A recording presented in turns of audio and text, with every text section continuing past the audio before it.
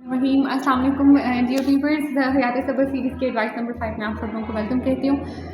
आज का बेसिकली जो टॉपिक है वो दोस्ती है। जब मैंने एडवाइस नंबर 2 में रिलेशंस की और उनकी इंपॉर्टेंस की बात की थी तो किसी ने मुझसे रिक्वेस्ट की थी कि आप दोस्ती के बारे में भी कोई बात करें। तो दोस्ती के बारे में बेसिकली मैं ये कहना चाहती हूँ कि दोस्ती सबसे अहम रिश्ता होता है। शायद 4 रिश्ते जिससे मैंने पहले बताया था कि पेरेंट्स के हवाले से, बहन भाइयों के हवाले से, स्पाउस रिलेशनशिप के हवाले से और बच्चों के हवाले से जो 4 रिश्ते हमें ब्लेस किए जाते हैं, उसमें जो 5वां एक रिश्ता होता है वो हमारे लिए दोस्ती है।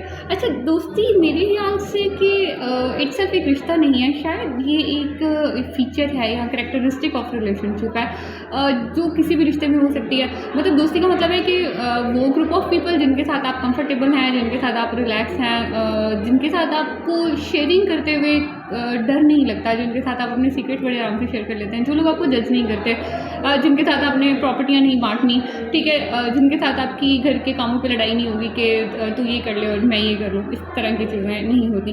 तो दोस्ती बेसिकली एक रिलेशनशिप की करैक्टरिस्टिक है या फीचर है। तो वो तो हम किसी भी रिलेशन में रख सकते नहीं, रखनी चाहिए। आपके पेरेंट्स को भी आपका दोस्त होना चाहिए, आपके बहन भाइयों को भी आपका दोस्त होना चाहिए, आपके स्पाउस रिलेशनशिप में तो दोस्ती बेहद ज़रूरी है। मैं अक्सर कहती हूँ कि मियाँ बीवी सिर्फ मियाँ बीवी होते हैं, उनके दरम्यान में फिर वो मियाँ बीवी के अलावा दोस्ती, प्यार, मोहब्बत, अफेक्शन, बिलोंगिंग, पता नहीं क्यों ये चीज़ें हम सप्रेस करके कम कर देते हैं। बच्चों के साथ हमारी दोस्ती नहीं होती।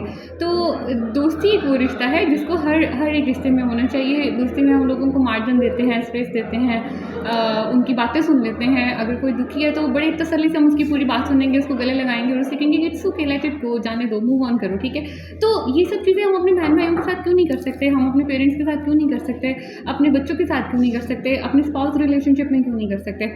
एक्चुअली जब हमें इन सब रिश्तों के अंदर प्रॉपर स्पेस, प्रॉपर मार्जिन नहीं मिलता या हमेशा कि जी हमें जज किया जाएगा, तो फिर हम उन लोगों के साथ शेयरिंग तो नहीं करेंगे। अच्छा, जब फिर वहाँ पर दोस्ती की कमी रह जाएगी ना, या इस करैक्टरिस्टिक की कमी रह जाएगी, तो फिर वो करैक्टरिस्टिक को फुलफिल करने के लिए हम घर से बाहर लोगों को तलाश करना शुरू कर देंगे। अच्छा, अब घर के बाहर के जो लोग हैं ऑब्वियसली वो उतने एक्सपीरियंस नहीं है। मतलब आप कभी नोटिस कीजिएगा कि हमारी जब भी हम कभी बात कर रहे होंगे या कॉन्वर्सेशन कर रहे होंगे तो उसके अंदर हम जो एग्जाम्पल्स पुट कर रहे होते हैं ना, वो हमारे दोस्तों की होती हैं, पुराने लोगों की होती हैं। कभी भी हम अपने बहन भाइयों के एग्जाम्पल्स पुट नहीं करते, मेरे भाई ने पेपर में चीटिंग की थी, मेरी बहन ने फलां गलती की थी, मेरे पेरेंट्स ने ये किया था। भी हम खुद ही लोगों को अपनी एक एग्जांपल जो है वो वहाँ पर छोड़ के चले जाते हैं।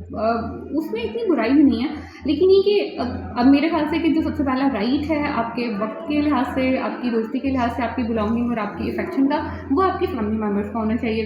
अपने पेरेंट्स को टाइम दें, अपने बहन भाइयों को टाइम दें, अपने स्पाउस रिलेशनशिप को टाइम दें, अपने बच्चों को टाइम दें, और उसके बाद जो टाइम बच जाए वो फिर आप बाकी लोगों के साथ जो है वो शेयर कर लें, बजाय इसके कि आप सब लोगों के साथ बात करें, सब लोगों की बातों को सुन के, और जब आप अपने घर पहुँचें और उस टाइम पे आप कहें कि जी अब तो मेरा दिमाग इतना ख़राब है और यहाँ अब तो मैं मज़ीद बात नहीं करना चाहता, बात नहीं सुनना चाहता, या सुनना चाहती करना चाहती, तो ये एक अच्छी चीज़ नहीं है। तो बाकी अपने रिलेशंस को प्रॉपर टाइम दें और अपनी दोस्ती को भी एंजॉय करते रहें। Thank you.